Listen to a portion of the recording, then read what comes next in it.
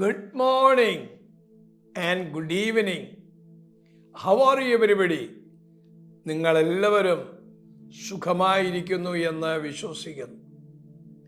നമ്മുടെ ജീവിതത്തിൽ എല്ലാവർക്കും വേണ്ടി ഒരു കാര്യമാണ് സ്നേഹം. സ്നേഹത്തിലൂടെയാണ് നമ്മുടെ ജീവിതത്തിൽ വളരാൻ കഴിയണം, സ്വസ്ഥതകൾ അനുഭവിപ്പാൻ കഴിയണം. 1 കൊരിന്ത്യർ 13 അധ്യായം 4 വാക്യം വായിക്കുമ്പോൾ സ്നേഹം ദീർഘമായി ക്ഷമിക്കുകയും ദയ കാണിക്കുകയും ചെയ്യുന്നു. സ്നേഹം ദീർഘമായി ക്ഷമിക്കുകയും ദയ കാണിക്കുകയും ചെയ്യുന്നു. ആ സ്നേഹത്തിൻ്റെ ഏറ്റവും നല്ല മോഡൽ കാണിച്ച ഒരു വ്യക്തി കർത്താവായ യേശുക്രിസ്തുവാണ്. അത് എവിടെയാണെന്ന് ചോദിച്ചാൽ യേശുവിൻ്റെ കാൽവറി ക്രൂശ് മരണത്തോട് ബന്ധപ്പെട്ടാണ്. യേശു കാൽവറി ക്രൂശിൽ കിടക്കുമ്പോൾ പറയുന്ന ഒരു കാര്യമുണ്ട്. പിതാവേ, ഇവർ ചെയ്യുന്നത് ഇന്നതെന്നറിയാതെ ഇവരോട് ക്ഷമിക്കണമേ. യേശുവിൻ്റെ ശരീരം മുഴുവൻ തകർക്കപ്പെട്ടിരിക്കുമ്പോഴും തന്നെ ഉപദ്രവിച്ച ആൾക്കാർ തൻ്റെ അടുത്തു നിൽക്കുമ്പോഴും യേശു പിതാവിനോട് പ്രാർത്ഥിക്കുക, ഇവർ ചെയ്തത് ഇന്നതെന്നറിയാതെ ഇവരോട് ക്ഷമിക്കണമേ. സ്നേഹം വരുമ്പോൾ നമ്മുടെ ജീവിതത്തിൽ ക്ഷമിക്കപ്പെടുവാനിടയായിത്തീരും. വൈരാഗ്യം വരുമ്പോൾ നമ്മുടെ ജീവിതത്തിൽ ക്ഷമിക്കപ്പെടാൻ പറ്റുകയില്ല.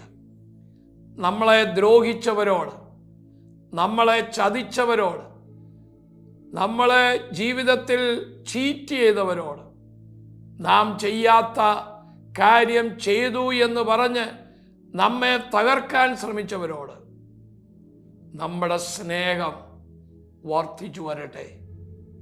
അതുതന്നെയാണ് യേശു കാൽവരി ക്രൂശിൽ കാണിച്ചത്.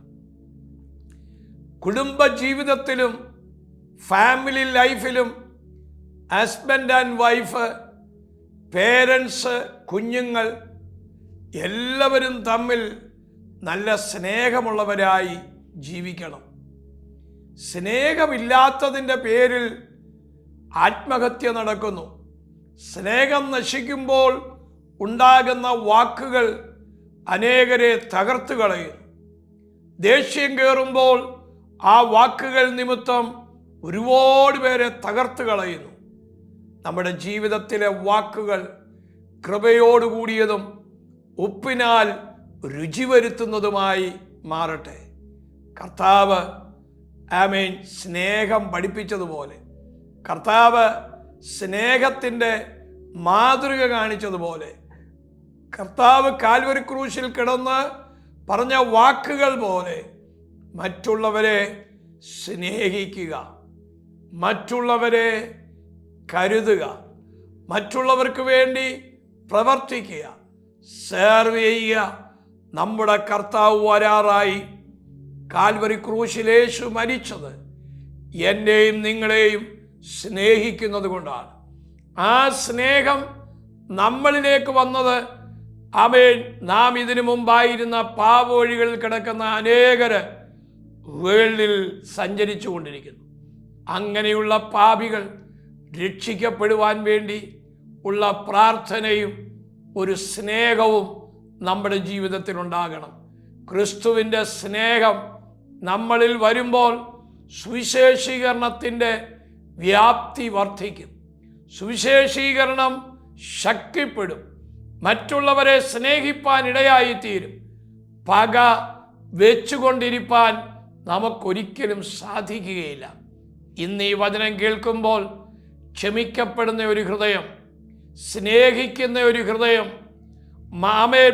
പലതും മറന്നു കളയുന്ന ഒരു ഹൃദയം നമ്മുടെ ജീവിതത്തിൽ ഉണ്ടാകണം. ആരെങ്കിലും നമ്മളെ ദ്രോഹിച്ചിട്ടുണ്ടെങ്കിൽ അവരോട് ക്ഷമിക്കുക. നമ്മളെ അറിയാത്ത കാര്യങ്ങളിൽ ട്രാപ്പിൽപ്പെടുത്തിയവരുണ്ട്, നമ്മൾ അവരോട് ക്ഷമിക്കുക. ഇന്ന് വേൾഡിൽ സ്നേഹം കുറഞ്ഞതുകൊണ്ടാണ് വേൾഡ് നശിക്കുന്നത്. ജനത്തിൻ്റെ ഇടയിൽ കലഹങ്ങളും പ്രശ്നങ്ങളും ഉണ്ടാകുന്നത്.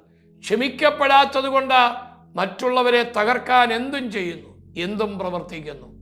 ക്ഷമിക്കുന്ന ഒരു നല്ല ഹൃദയം. നമ്മുടെ ഭവനത്തിൽ ഒരു കുഞ്ഞ് തെറ്റിലകപ്പെട്ടാൽ നമ്മളത് മറയ്ക്കും, നമ്മൾ കരുതും, നമ്മളതിൽ നിന്ന് രക്ഷപ്പെടുത്താൻ നോക്കും. എന്നാൽ നമ്മുടെ ഒരു സ്നേഹിതൻ മറ്റൊരു വ്യക്തി ഒരു തെറ്റിലകപ്പെട്ടാൽ ആ വ്യക്തിയെ തകർക്കാൻ വേണ്ടി നാം ശ്രമിക്കുന്നു. ഒരിക്കലും ചെയ്യരുത്. ആമേൻ. തകർക്കുന്നവരല്ല, ബിൽഡ് ചെയ്യുന്നവരായി തീരുക, പണിയുന്നവരായി തീരുക. അതാ കർത്താവ് പറയുന്ന പാപം ചെയ്ത സ്ത്രീയോട് യേശു പറഞ്ഞു, ഇനിയും നീ പാപം ചെയ്യരുത്. അത് പറഞ്ഞ കർത്താവ് അയച്ചത്. നമ്മുടെ ജീവിതത്തിൽ സ്നേഹം വർദ്ധിക്കട്ടെ, ക്ഷമിക്കുന്ന ഹൃദയം, അസമാധാനത്തിലിരിക്കുന്നവരെ സമാധാനിപ്പിക്കുന്ന ഹൃദയം, അത് നമ്മുടെ ജീവിതത്തിൽ ഉണ്ടാകട്ടെ.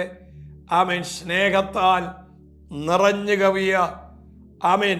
Love has no limitations. സ്നേഹത്തിന് പരിധികളില്ല.